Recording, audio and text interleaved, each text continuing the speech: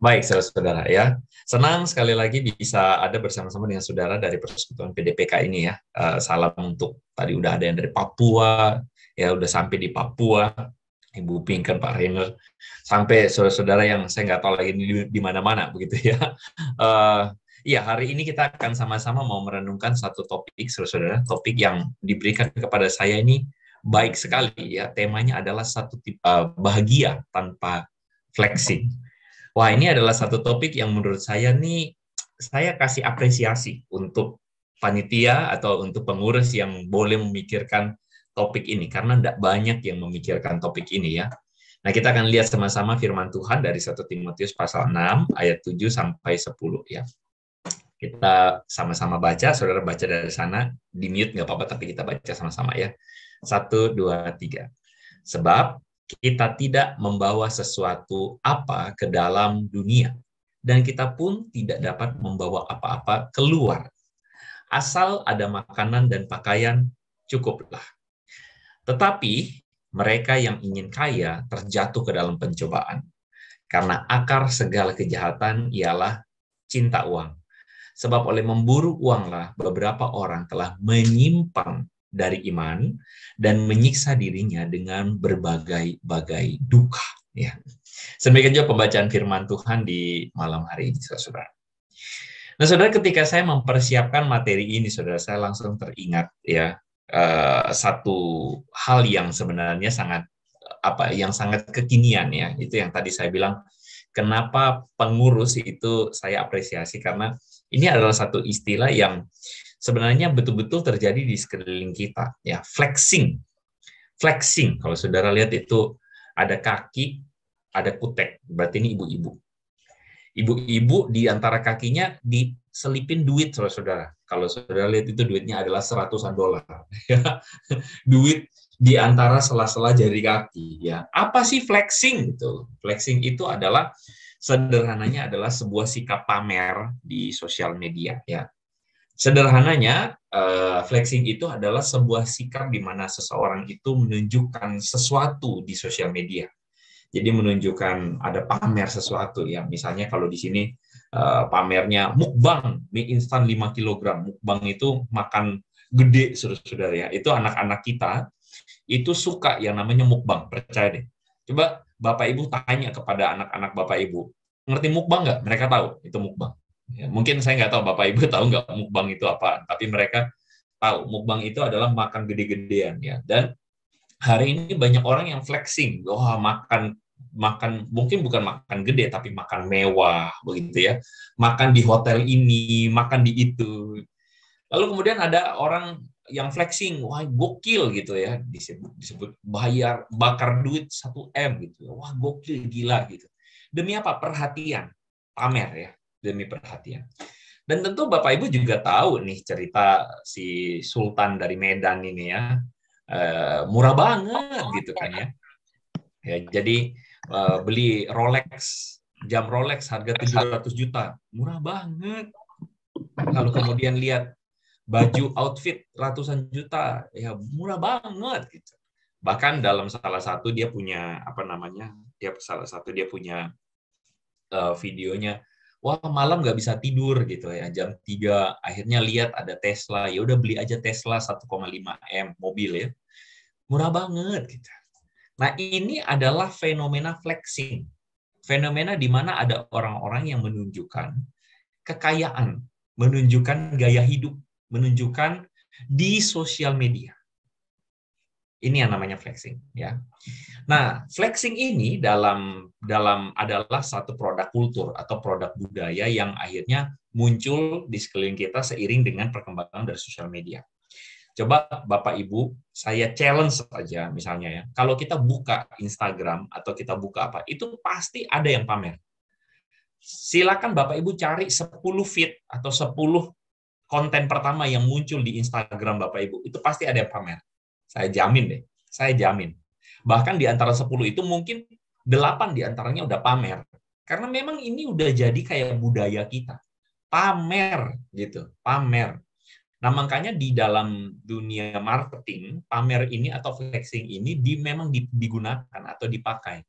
Kenapa? Karena memang ini ngetren dan ini diikutin atau dilakukan oleh semua orang. Ya, tujuannya apa? Menarik audiens. Tujuannya apa? Biasalah kalau saudara, contohlah saudara misalnya bakar yang tadi ya, contoh saudara bakar uang 1 juta, saudara bakar taruh di Instagram, itu pasti rame yang lihat, gitu ya. Nah, rame yang lihat saudara yang bolong kantongnya kan gitu. Tapi itulah yang terjadi di sekeliling kita, dunia kita. Flexing itu muncul, akhirnya ada nama istilahnya Crazy Rich, ya Crazy Rich Surabaya, terus kan, habis itu ada muncul istilahnya Sultan, nah itu, yang kayak gitu-gitu terus, saudara. Dan ini akhirnya dimanfaatkan oleh perusahaan untuk endorse, ya, untuk memasarkan produk, dan bahkan dimanfaatkan sebagian untuk apa? Untuk mencari pasangan yang kaya juga. Itu flexing. Nah, saya yakin saudara-saudara yang ada di room ini, kita bukan orang-orang yang tertarik untuk flexing dengan tujuan ekonomi seperti itu, atau tujuan cari pasangan, apalagi dijewer saudara ya sama pasangan sekarang ya. Tentu saja kita tidak bermaksud untuk itu. Tetapi kalau saya bilang flexing ini adalah sebuah fenomena, adalah buah dari kecenderungan hati manusia yang jatuh dalam dosa secara teologis.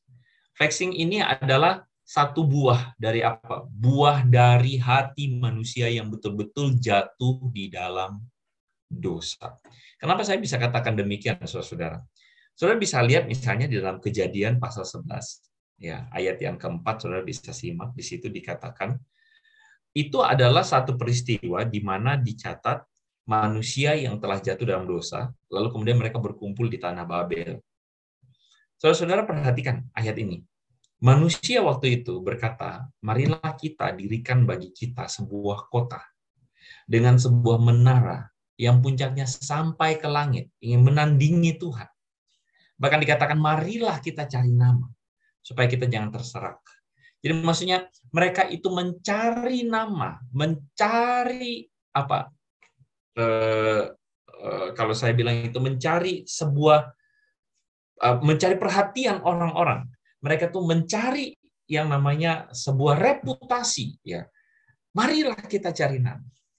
Saudara, ini adalah sebuah indikasi yang bisa kita lihat bahwa ini adalah buah dari kejatuhan manusia di dalam dosa. Kesombongan.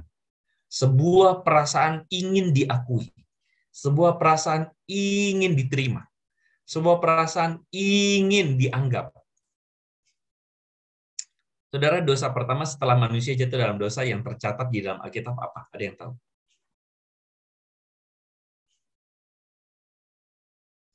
Ya, terima kasih saudara. Tuhan berbicara kepada saya. Ada yang tahu nggak? Dosa pertama yang dicatat setelah manusia jatuh dalam dosa apa? Ketakutan. Ketakutan? Baik. Ada lagi nggak? Saling menyalahkan. Saling menyalahkan, betul. Ada lagi nggak? Setelah manusia diusir dari Taman Eden.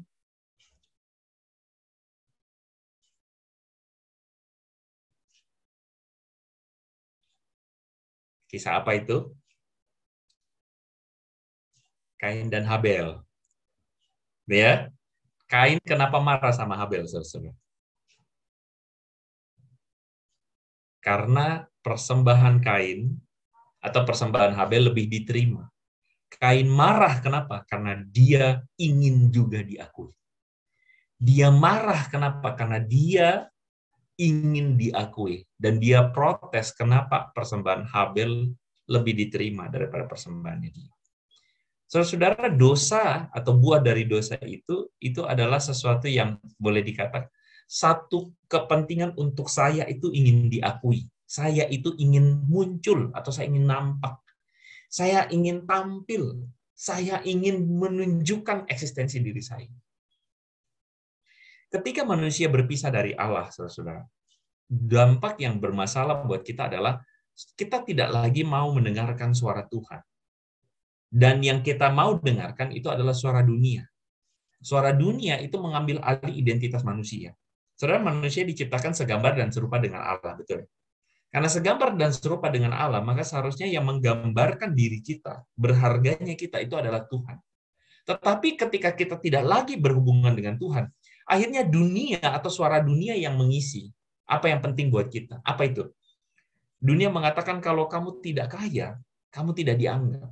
Dunia mengatakan kalau kamu tidak cakep, tidak ganteng, kamu itu tidak masuk itu, kamu tidak cantik, kamu itu tidak berharga.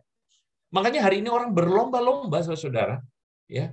Dan dunia marketing atau dunia sekeliling kita itu tahu betul bahwa hari ini buru-buru semua orang itu ingin menciptakan bahwa cantik itu misalnya rambutnya lurus. Ya. Saya ingat waktu dulu SMA saya pernah ada satu masa di teman-teman SMA itu semua rebonding semua, saudara. Jadi orang Ambon itu kan sebagian rambutnya ikal ya, ikal ada yang keriting. Itu semua rebonding, benar-benar dari atas sampai ke bawah tegak lurus 90 derajat, saudara, rambutnya.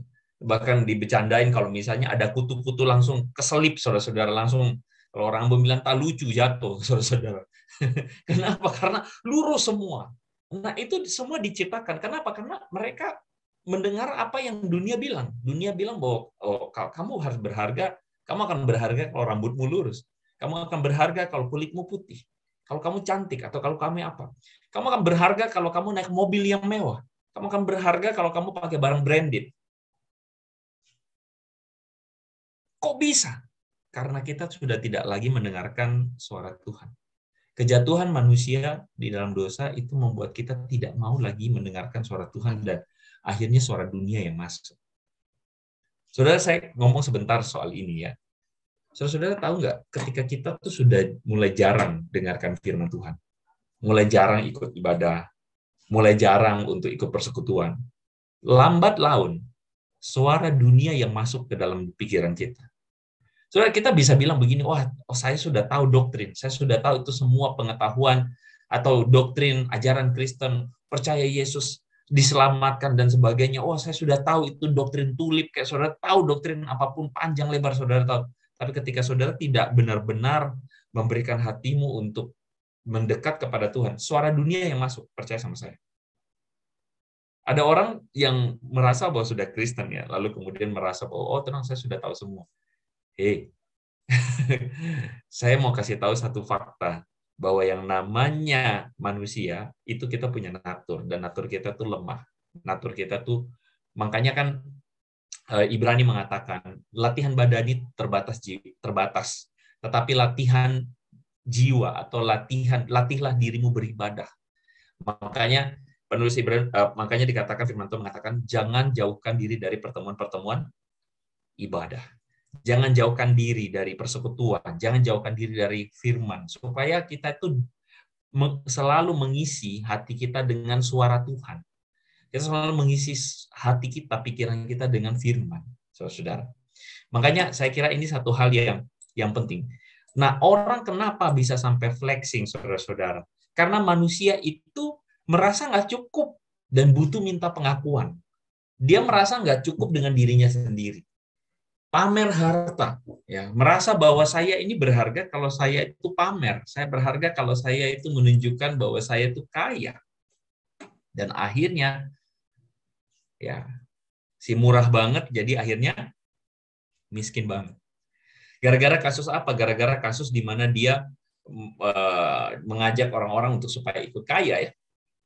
Sebenarnya menurut saya si dalam tanda kutip ya mohon maaf, Indra Kents ini sebenarnya dia tidak dalam tanda kutip dia tuh sebenarnya pintar karena dia tahu bahwa natur manusia itu sebenarnya ingin kaya, ingin cepat kaya, makanya dia pamer, dia memanfaatkan itu. Ya, saya ingat satu kali ada seorang jemaat dalam sebuah KKR, saudara, saya kemudian melayani, lalu setelah itu saudara-saudara saya ingat salah seorang minta didoakan. Dia mengatakan, Pak, tolong doakan saya. Saya ini sedang terlilit hutang. Waduh, kenapa? Karena aset-asetnya dia jual untuk masuk ke investasi yang ditawarkan oleh Indra Kents ini. Wah, dia jual semua. Dia masukkan apa dananya dan sebagainya. Akhirnya kalah jauh, terus dia pinjam lagi. Akhirnya terlilit hutang gara-gara ini. Saudara, sedih hati saya.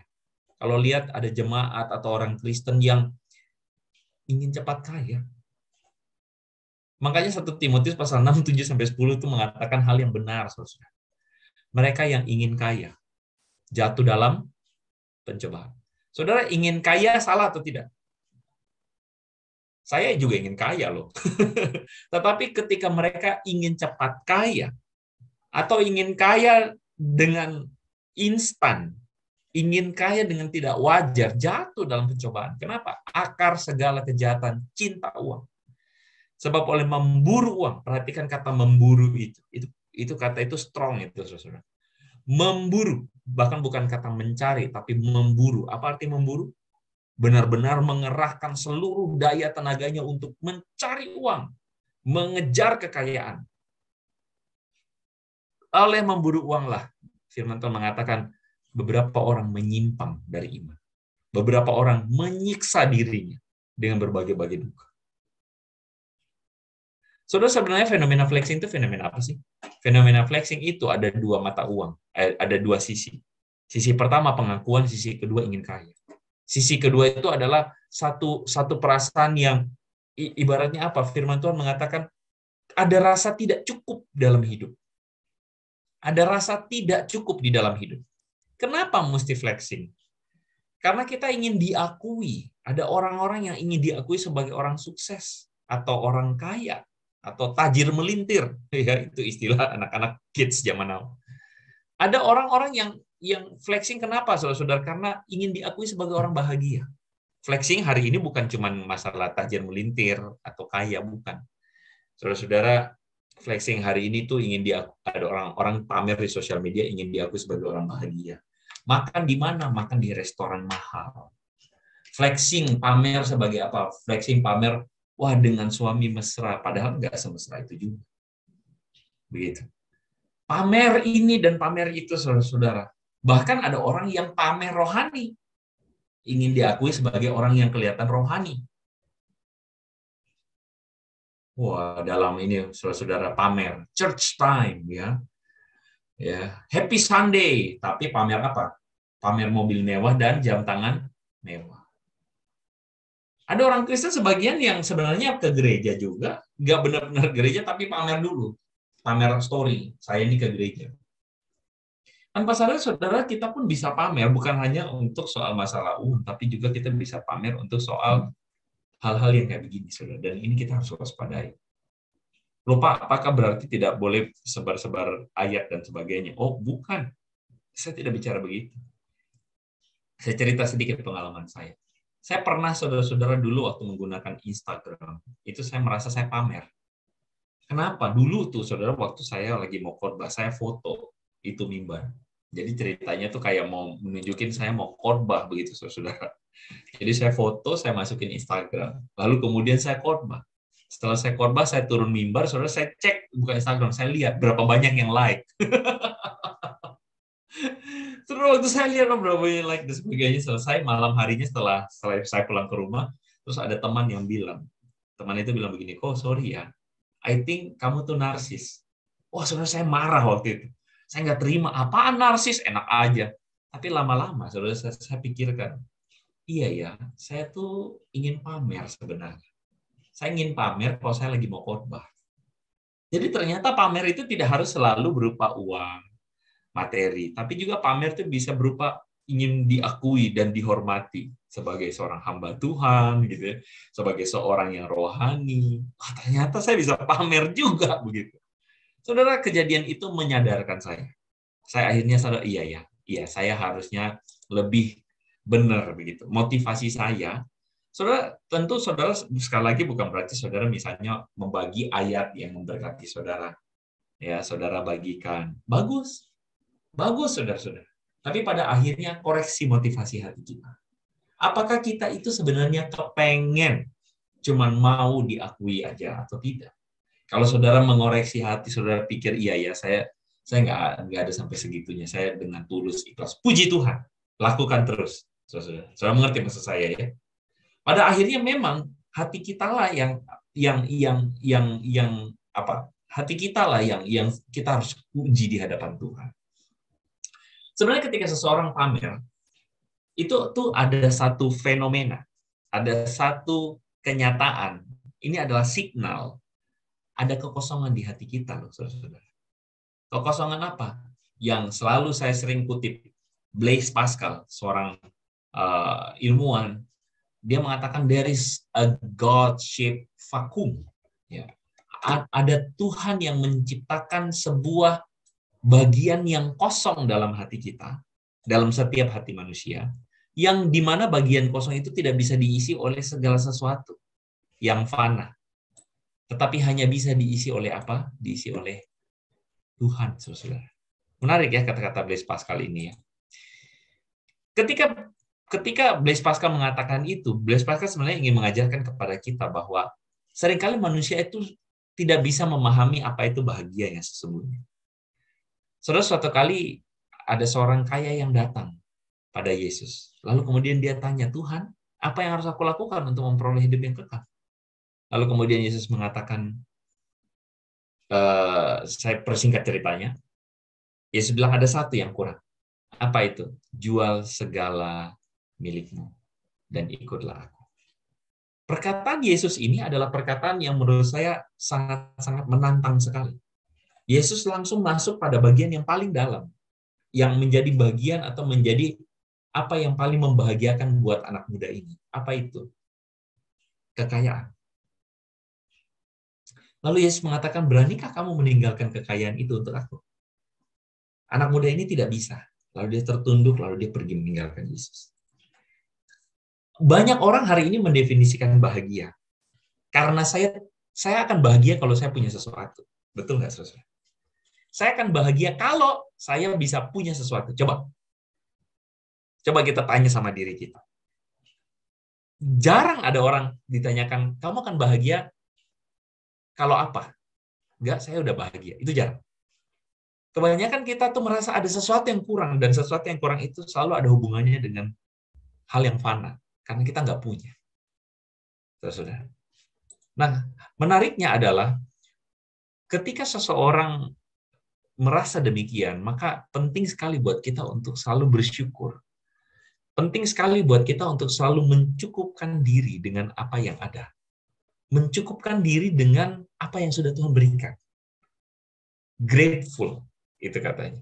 Bersyukur. Dan jujur-jujur bahwa bersyukur itu termasuk salah satu yang sulit dilakukan. Ya. Mencukupkan diri dengan segala sesuatu. Makanya di dalam 1 Timotius pasal 6 ayat 7, di situ Paulus mengatakan begini, kita tuh tidak membawa apa-apa ke dalam dunia. Kita juga tidak bawa apa-apa keluar. Asal ada makanan, ada pakaian, cukup. Lagunya pasti ada, saudara langsung teringat lagunya, betul? Ya, ku tak membawa apapun juga saat ku datang ke dunia. Ku tinggal semua pada akhirnya. Saat ku kembali ke sorga. Kita tidak bawa apa-apa. Saudara coba bayangkan dan pikirkan. Saudara, saya kemarin menulis sesuatu tentang pengkhotbah. Dari pengkhotbah mengatakan nasib semua orang tuh sebenarnya semuanya sama. Saudara, dari orang yang naik Alphard sama yang naik Honda Beat, nasibnya tuh sama. Waktu mati mereka nggak bawa Alphard, yang bawa Honda Beat pun nggak bawa Honda Beat, sama-sama nggak bawa apa-apa. Ketika kita selesai hidup kita, kita juga nggak bawa apa-apa, gitu loh. Makanya Paulus tuh mengatakan sebenarnya bahwa hidup itu kita tuh butuh apa sih? Yang makan di Padang pagi sore dan makan di warteg di pinggir rumah, di pinggir kantor, saudara-saudara. Besoknya juga keluar di warnanya sama, saudara. Bentuknya juga sama, keluar semua di jamban, betul nggak? Makanan yang harganya 2 juta dengan makanan yang harganya 20.000, keluarnya sama. Semua orang sebenarnya sama. Makanya Paulus mengatakan penting sekali untuk mensyukuri, merasa cukup, bahwa Paulus bilang asalkan ada makanan dan pakaian cukup. Ini syarat bahagia loh, saudara. Maka pertanyaannya adalah, apa yang akan kita banggakan nanti ketika kita berjumpa dengan Tuhan? Apakah kita siap, saudara-saudara, satu saat nanti kita akan berjumpa dengan Tuhan? Ketika kita berjumpa dengan Tuhan, saudara, saya teringat, saya pernah memikirkan hal ini. Wah, saya malu loh, saudara, kalau saya ketemu dengan Tuhan, terus kemudian Tuhan tanya, apa yang mau engkau pertanggungjawabkan bagiku? Terus saya bilang, wah Tuhan selama di dunia saya sudah punya rumah.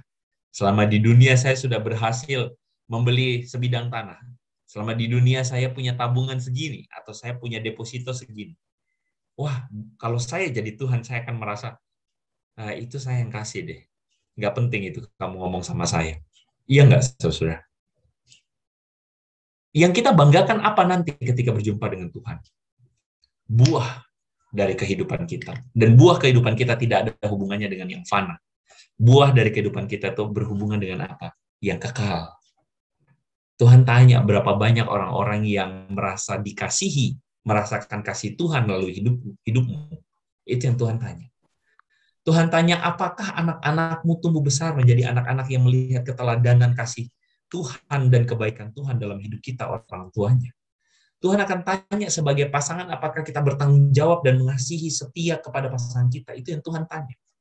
Yang Tuhan tanya tuh seberapa kita menjadi pengaruh yang baik di gereja kita, pengaruh yang baik di persekutuan kita. Itu yang Tuhan tanya. Jadi kalau saudara mau flexinglah waktu ketemu Tuhan. Begitu. Dengan semua hal-hal yang indah, yang baik. Karena kita flexing di dunia nggak ada gunanya. Flexing itu sebenarnya kembali kepada masalah hati. Apa yang penting dalam hidup kita. Amin, saudara. Saya kira saya sampai di sini, saudara. Mari kita berdoa.